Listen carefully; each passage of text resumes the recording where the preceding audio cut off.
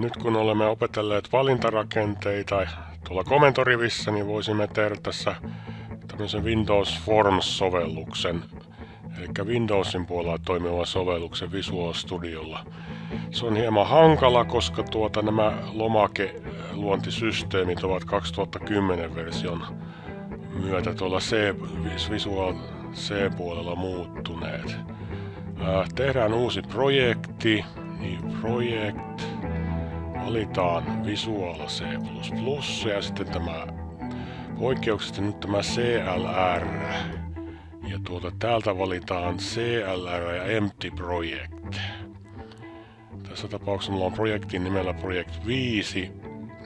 Mä muutan sen nimen vaikka Project Lomake. Näin. Otetaan se tonne vielä talteen, josta myöhemmin tarvitaan. Sitten OK. Ja täällähän ei nyt sitten ollut mitään lomakkeita.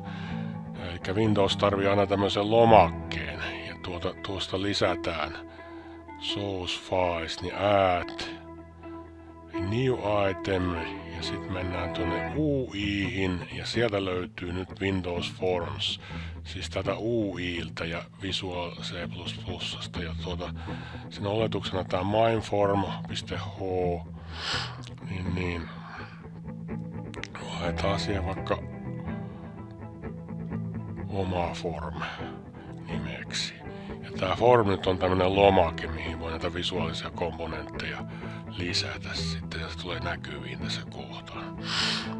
Näin ikään. Mutta nyt tässä on ongelmia.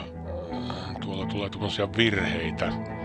Ja meidän täytyy tätä projektia muuttaa, että ne tässä uudessa versiossa tulevat oikein. Eli mennään tuonne Project Lomake ja hiiren oikealla nappulalla Properties.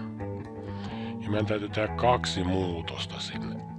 Ja meidän pitää kertoa, eli täällä Linker Optionissa Project Properties ja Configuration Properties Linker Setting Advanced Entry Point, hirveä pitkä polku, niin pitää ominaisuus laittaa tänne Property Mainiin osoittamaan, eli tää linkkeri kun käännetään, niin pitää osoittaa ne oikeaan paikkaan. Sen takia noita virheitä tuli. Ja katsotaan tuolta niin se oikea kohta, eli Configuration Properties Advanced, eli tuolta Linker ja sitten Advanced, ja tuolla löytyy tuo Entry Point. Niin tonne täytyy ihan kirjoittaa, siellä ei ole valittavissa, niin mine pienellä M-A-I-N, niin sitten se osoittaa sinne oikeaan kohtaan. Ja toinen kohta siellä oli tämä System, Property Link System, Subsystem, niin pitäisi laittaa, että siinä on Windows, siellä oletuksena on tämmönen, kun on tyhjä projekti, niin tämmönen, että se ei osoita mihinkään, elikkä System ja Subsystem. Ei ollut siellä. Subsystem, no onhan se siinä. Eli tuonne pitäisi olla valittavissa tuo Windows. Ja sieltähän se löytyy. Ja sitten Apple ja OK. Ja nyt nämä asetukset pitäisi olla kunnossa. Eli katsotaan omaa formia. Niin tulee tällainen lomakkeen luontisysteemi, ja siinä nyt ei ole mitään tekstiä, niin tänne pitäisi lisätä tällainen teksti, kun tuossa se mulla on, niin Main Project muutos, eli tuossa näkyy, eli siellä tuo Include Form 1H, niin siellä pitäisi luoda tämä Windows-sovellus. Kopioidaan tuo vaikka tuosta kohtaa nyt sinne oikeaan paikkaan, copy. Kannattaa kirjoittaa, jos ei ole mistä kopioida, ja tuo liitä. Nyt siellä pitäisi olla muuten, mutta tuo projektin nimi, niin tossa täytyy muuttaa, ja täällä oli Project Lomake annettiin tämän projektin nimeksi, niin täytyy muuttaa Project Lomake.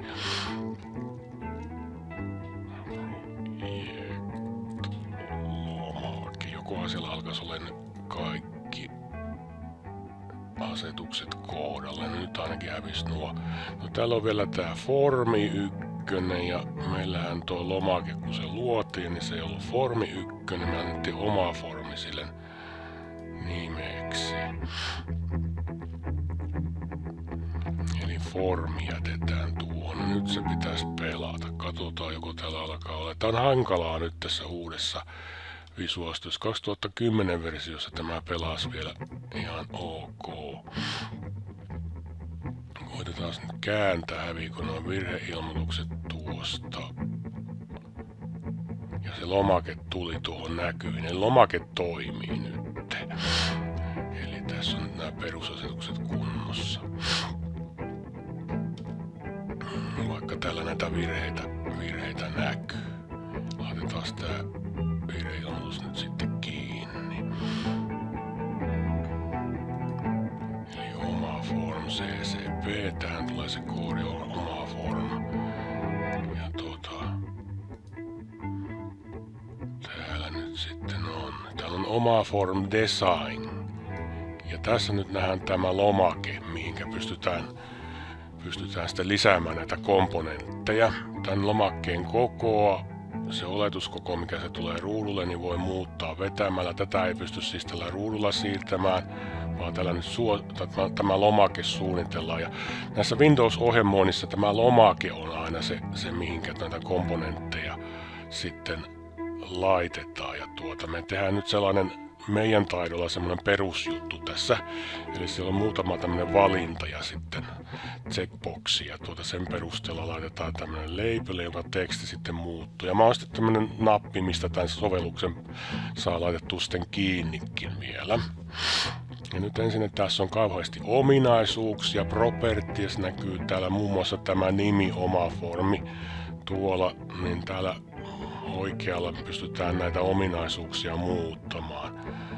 Ja tämähän on nyt tapahtuma ohjattu, että aina kun täällä hiiri liikkuu, se jonkun napin päällä naksahtaa, niin siihen tapahtumaan reagoidaan. Katsotaan nyt Windows Style. Niin tuossa tuo varmaan tuo oma form nimi, vaikka jos se löytyy, niin tuossa on tuo teksti, mikä tuossa niin laitetaan tuo teksti harjoituksen vuoksi, eli tuolla on sitten vaikka oma formi, laitetaan siellä lomake koe ja enter, niin se täällä nyt tässä lomakkeessa muuttuu tonne ylös.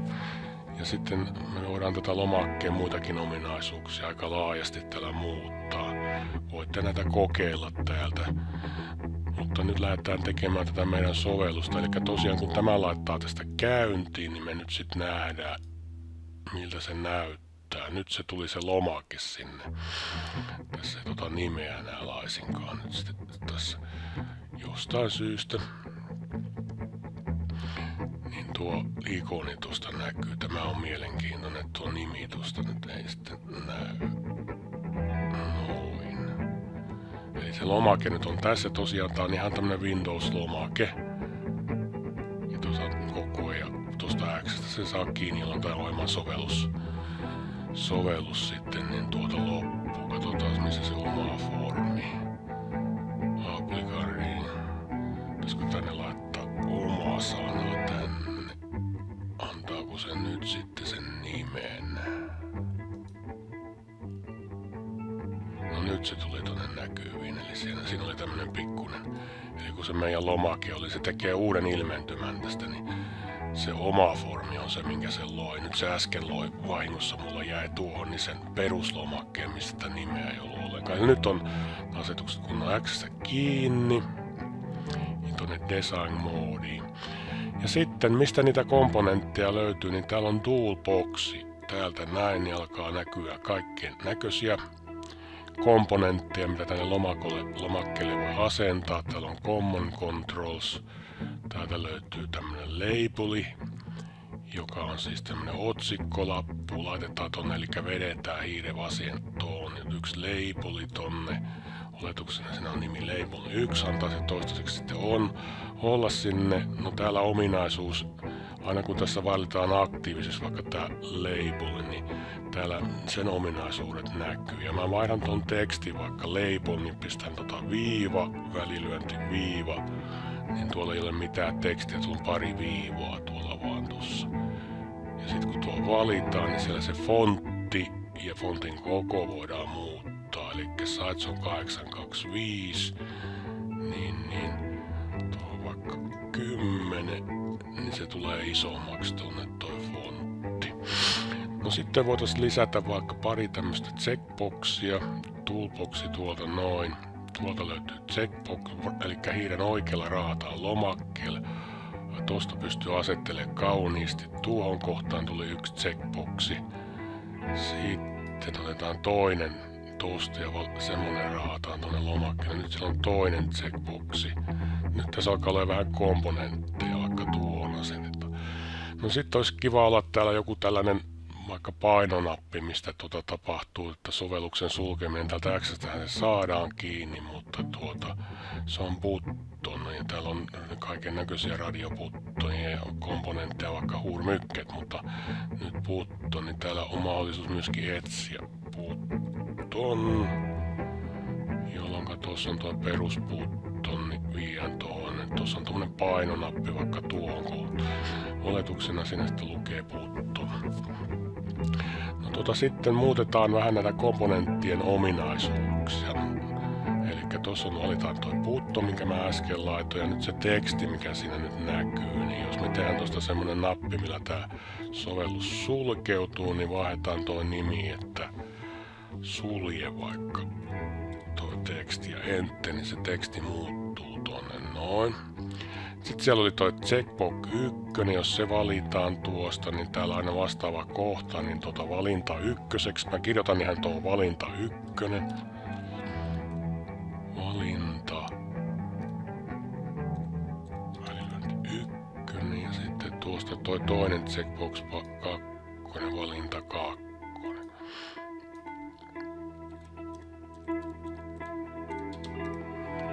Näin. No nyt meillä olisi tässä lomakkeella jotakin komponentteja, vähän kokoa voidaan ehkä valinnan mukaan ne asetella. Jos me halutaan siirtää kaikkia näitä komponentteja, mitä sinne ladautiin, me voidaan niin tuosta vasen alas ja valita nämä kaikki. Ja sitten napauttaa tuosta hiirellä, niin nuo kaikki tuossa pystyy siirtämään. On myös ihan tarkka keskitysmahdollisuuskin olemassa. No nyt ne on tuossa noin. Nyt voidaan koeajaa, mitä tää tällä hetkellä tekee. Tässä nyt ei ole mitään koodia vielä. Käännetään taas tämä. Nyt tässä nyt näkyy tämä lomake. Ja mikä tää valintajuttu on, niin se on tämmönen, että siellä on ruksi tai ei ole. Molemmissakin voi olla ruksi. Toi suljen nappi. Nyt ei todellakaan sulje mitään, täällä ei tapahdu mitään.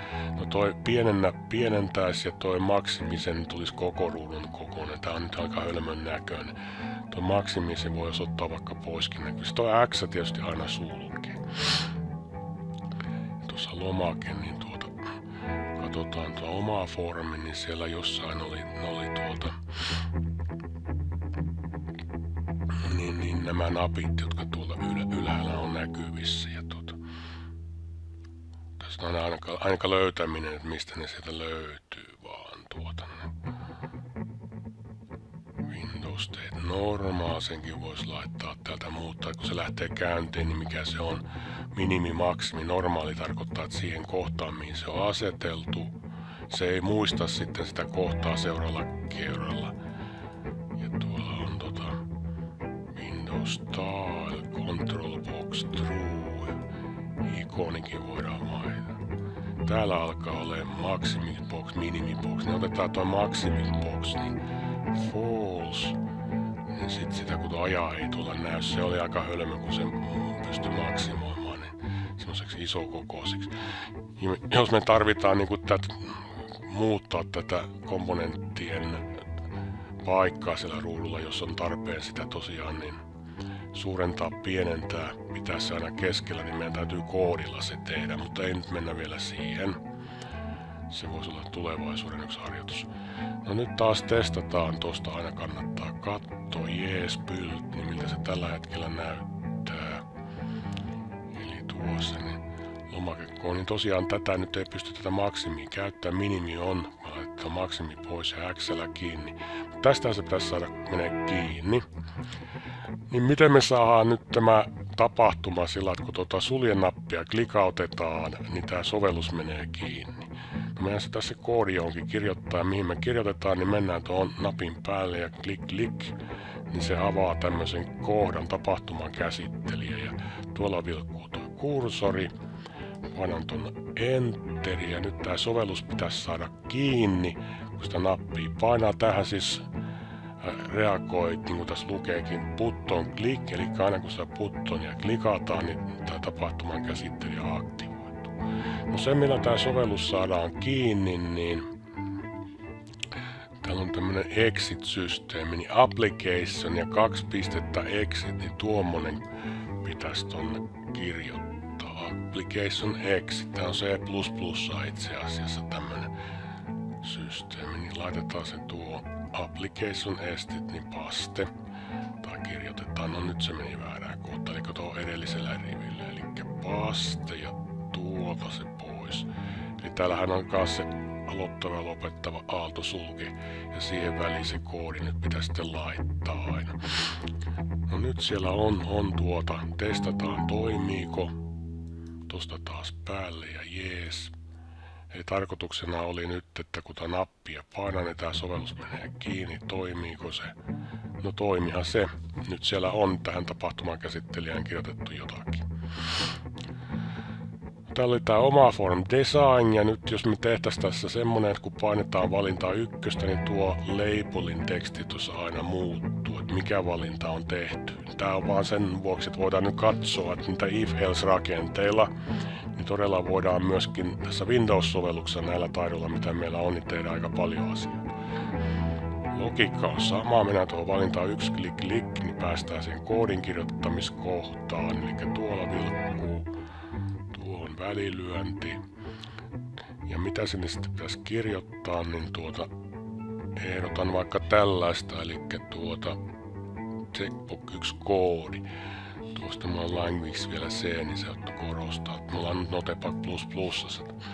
Eli if checkbox 1 ja sitten tulee tämmönen nuolisysteemi, eli viiva ja nuoli tonne päin check get. Tää viittaa nyt checkbox 1 ominaisuuksiin, että jos se on check, eli se on käyttäjä valinnut sen, niin siinä tapauksessa tuo label 1, mikä me äsken laitettiin tuonne lomakkeelle, niin sen tekstiksi tulee check 1 valittu. Ja jos sitä ei ole valittu, niin menee tää else-haare, label 1 teksti on nyt nämä pari viivaa, mikä mulla tuossa on.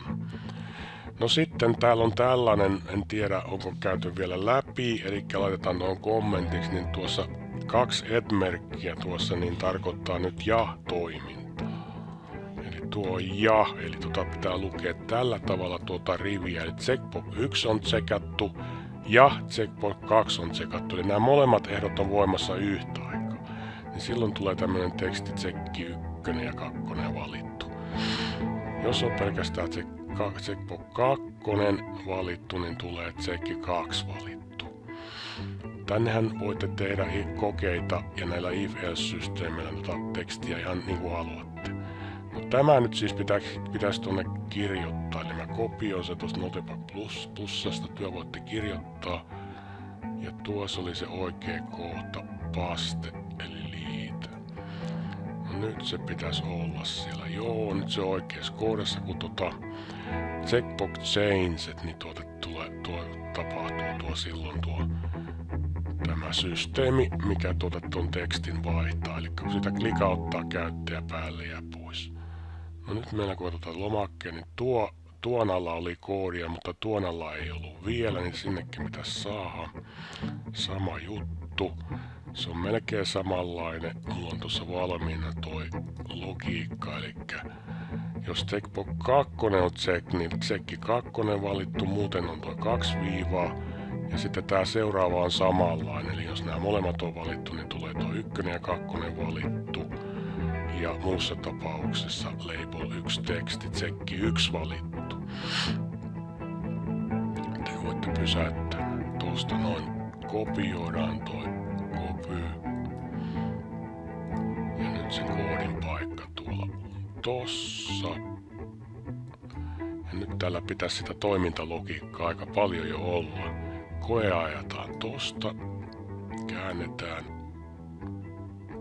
Tuli toi ja nyt tää, toimiiko tää systeemi. Eli kun mä valitsen tuosta valintaa 1, niin tällähän tapahtuu. Tuo ensimmäinen haara, tsekki 1 valittu, eli checkbox 1 on checket. No tohon tuli se teksti. No jos mä valitsen tän toisen myöskin, niin nyt se kertoo, että tsekki 1 ja 2 valittu. Jos mä otan tän ylemmän pois, niin siellä on toi tsekki 2 valittu. Eli se valinta näin ja jos molemmat, niin näin jompi kumpi. Kyllä tää tuntuisi toimiva ja sitten tää suljetoiminta. Tämmönen, eli tuommoinen koe. No sit voitais vielä vaikka hienostella vähän, tässä on tää lomakekoe, niin täällähän on niinku Visual Studiossakin niin mahdollisuus tehdä tää menuvalikko. Tänne voitais tehdä vielä yksi menu. No tuolta toolboxista löytyy, katsotaan tuolta menu, ja niitäkin on erilaisia. Ja context-menu ja menustrippi tuosta valita ja vedetään se tänne oikeaan kohtaan ja päästetään tuosta irti. Ja tonne tuli tuo ja tohon type here teksti, niin tehdään sinne vielä tällainen, että se olisi vaikka file exit. Tehdään tämmönen alavalikka. Nyt se on type here ja type here. Ja tuohon ensin file, vaikka englannisesti voisi olla ihan suomeksi. Ja tuohon teksti vaikka tuo exit. Tai sitten suomeksi sama. Nyt siinä olisi tommonen menu. Systeemi, file, exit. No tähän ei vielä mitään tee, niin sama logiikka. Tuo exit pitäisi tehdä jotain, niin se pitäisi sulkea tää sovellus. Niin tuossa exitin kohdalla klik. Tuossa on taas se oikea kohta, mihin päästään kirjoittaa sitä tekstiä. Ja meillähän oli se, mikä sulkee sovelluksen täällä exit koodi, niin se oli tuo application exit. Näin.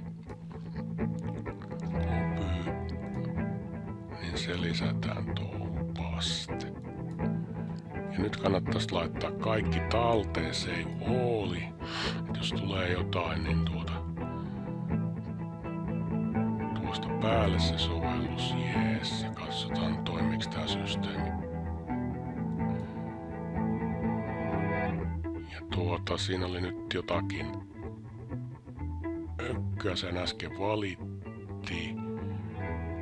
Joo, se application exit, niin mulla taas se siirtyi väärään kohtaan. Vedetään se nyt, se pitää olla noin kaariluonte välissä tuossa. No nyt se varmaan on. Kokeillaan nyt. Tässä kun yrittää esitelmällä, niin tulee näitä virheitä. Noin, ja nyt se meni kääntäjästä läpi. Eli nyt täältä näkyy file, exit ja toimii. Uudestaan päälle. Noin. Meidän hieno ensimmäinen Windows-sovellus on tehty. Eli täällä nyt sitten näkyy tää teksti ja se menee kiinni tosta tai täältä file exitillä. Tai tietysti tosta X:stäkin. Ja voi olla, että ette ihan näitä koodeja nyt tästä saanut, niin mä vielä kannattaa ehkä pysäyttää tää ruutu, niin siis tää sovellus niin kun menee kiinni, niin se oli tää application exit. Ja sitten toi tsekki 1 koodi, niin se näytti tältä. Kannattaa tää video pysäyttää, että saa itselleen kirjoitettu nämä jutut. Ja tsekki 2 on ihan tässä näkyvissä.